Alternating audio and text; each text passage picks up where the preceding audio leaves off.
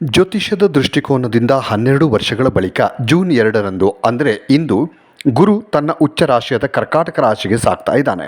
ಈ ಮೂಲಕ ಶನಿಯೊಂದಿಗೆ ಸೇರಿ ಅಪಾರವಾದಂತಹ ಶುಭ ನವಪಂಚಮ ರಾಜಯೋಗವನ್ನು ರೂಪಿಸ್ತಾ ಇದ್ದಾನೆ.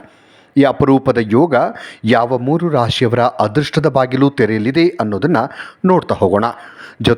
ಜ್ಯೋತಿಷ್ಯದಲ್ಲಿ ನೋಡಿ, ಜೂನ್ ತಿಂಗಳಲ್ಲಿ ಗುರುವು ಕರ್ಕಾಟಕ ರಾಶಿಗೆ ಸಾಗೋದರಿಂದ ಶನಿಯೊಂದಿಗೆ ನವಪಂಚಮ ಯೋಗ ರಚನೆಯಾಗುತ್ತೆ. ಇದು ಅತ್ಯಂತ ಮಹತ್ವದ ಮತ್ತು ಪ್ರಭಾವಶಾಲಿ ಘಟನೆಯಾಗಿರುತ್ತೆ. ಇದನ್ನು ಜ್ಯೋತಿಷ್ಯ ಶಾಸ್ತ್ರದಲ್ಲಿ ಅತ್ಯಂತ ಶುಭ ಮತ್ತು ಅದೃಷ್ಟಶಾಲಿ ಗ್ರಹ ಸಂಯೋಜನೆಗಳಲ್ಲಿ ಒಂದು ಅಂತ ಪರಿಗಣಿಸಲಾಗುತ್ತೆ. ಮತ್ತು ಈ ಯೋಗದ ರಚನೆಗೆ ಪ್ರಾಥಮಿಕ ಕಾರಣ ಅಂತಂದರೆ ಗುರು ತನ್ನ ಉಚ್ಚ ರಾಶಿಯಾದ ಕರ್ಕಾಟಕ ರಾಶಿಗೆ ಪ್ರವೇಶ ಮಾಡುವಂಥದ್ದು. ಮತ್ತು ಕರ್ಕಾಟಕ ರಾಶಿಯಲ್ಲಿ ಗುರುವು ತನ್ನ ಗರಿಷ್ಠ ಶಕ್ತಿಯನ್ನು ಪಡಿತಾನೆ, ಅಂದರೆ ಸಿಕ್ಕಾಪಟ್ಟೆ ಶಕ್ತಿ ಪಡಿತಾನೆ ಮತ್ತು ಅತ್ಯಂತ ಪರೋಪಕಾರಿ ಫಲಿತಾಂಶಗಳನ್ನು ಕೊಡ್ತಾನೆ. ಇದಕ್ಕೆ ವಿರುದ್ಧವಾಗಿ ಶನಿಯು ತನ್ನ ಮೂಲ ತ್ರಿಕೋನ ರಾಶಿಯಾದ ಕುಂಭದಲ್ಲಿ ಸ್ಥಾನ ಪಡೆದಿದ್ದಾನೆ. 2 ಪ್ರಬಲ ಮತ್ತು ಸಕಾರಾತ್ಮಕ ಗ್ರಹಗಳು ಪರಸ್ಪರ ಸಂಪರ್ಕ ಸಾಧಿಸ್ತಾ ಇವೆ. ಇದರ ಫಲಿತಾಂಶದ ಪರಿಣಾಮ ಶುಭ ಹಲವು ಪಟ್ಟು ಹೆಚ್ಚಾಗುತ್ತೆ. 2 ಕೂಡ ಪಾಸಿಟಿವ್ ಗ್ರಹಗಳು. ಆದ್ದರಿಂದ ಜೂನ್ 2 ಅಂದರೆ ಇವತ್ತು ರೂಪುಗೊಳ್ಳುವಂಥ ನವಪಂಚಮ ಯೋಗದಿಂದಾಗಿ ಯಾವ ರಾಶಿಗಳು ತಮ್ಮ ಜೀವನದಲ್ಲಿ ಪರಿವರ್ತನಾ ಬದಲಾವಣೆಗಳನ್ನು ಅನುಭವಿಸ್ತಾರೆ ಅಂತ ನೋಡೋದಾದರೆ, ಮೊದಲಿಗೆ ಕಟಕ ರಾಶಿ. ಕಟಕ ರಾಶಿಗೆ ಗುರು ನಿಮ್ಮ ಸ್ವಂತ ರಾಶಿಗೆ ಪ್ರವೇಶ ಮಾಡ್ತಾ ಇರೋದ್ರಿಂದ ಇದು ನಿಮ್ಮ ಸಾಮಾಜಿಕ ಪ್ರತಿಷ್ಠೆ, ಗೌರವ ಮತ್ತು ಆತ್ಮವಿಶ್ವಾಸದಲ್ಲಿ ಗಮನಾರ್ಹವಾದ ಏರಿಕೆಗೆ ಕಾರಣವಾಗುತ್ತೆ.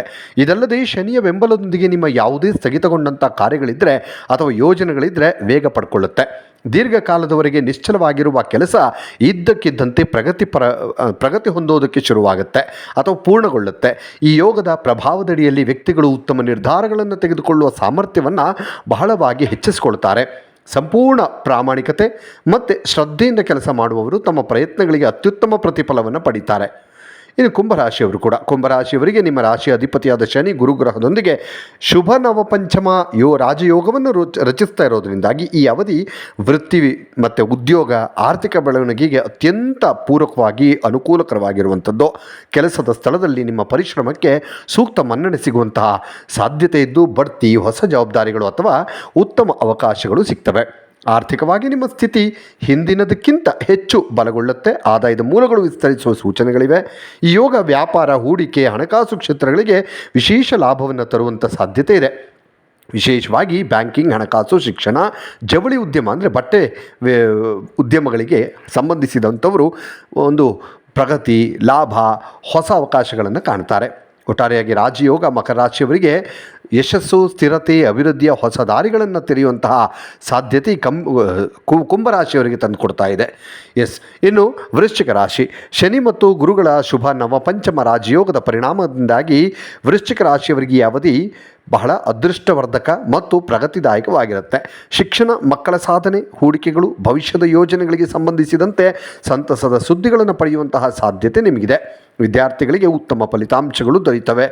ಈ ಒಂದು ವೃಶ್ಚಿಕ ರಾಶಿಯವರಿಗೆ ನೋಡಿ, ಈ ಒಂದು ಯೋಗ ಏನಿದೆ ಇದರ ಪ್ರಭಾವದಿಂದ ನಿಮ್ಮ ಆತ್ಮವಿಶ್ವಾಸ ಹೆಚ್ಚಾಗುತ್ತೆ. ಹೊಸ ಅವಕಾಶಗಳು ನಿಮ್ಮ ಕಡೆಗೆ ಆಕರ್ಷಿತವಾಗ್ತವೆ. ಜೊತೆಗೆ ಧಾರ್ಮಿಕ ಮತ್ತು ಆಧ್ಯಾತ್ಮಿಕ ಚಟುವಟಿಕೆಗಳ ಕಡೆಗೆ ಆಸಕ್ತಿ ಹೆಚ್ಚಾಗುತ್ತೆ. ಸಮಾಜದಲ್ಲಿ ಗೌರವ ಮತ್ತು ಮಾನ್ಯತೆ ಹೆಚ್ಚಾಗುವಂಥದ್ದು. ಸಾರ್ವಜನಿಕ ಕಲ್ಯಾಣ ಅಥವಾ ಸೇವಾ ಕಾರ್ಯಗಳಲ್ಲಿ ಭಾಗವಹಿಸುವ ಅವಕಾಶಗಳು ಸಿಗುತ್ತೆ.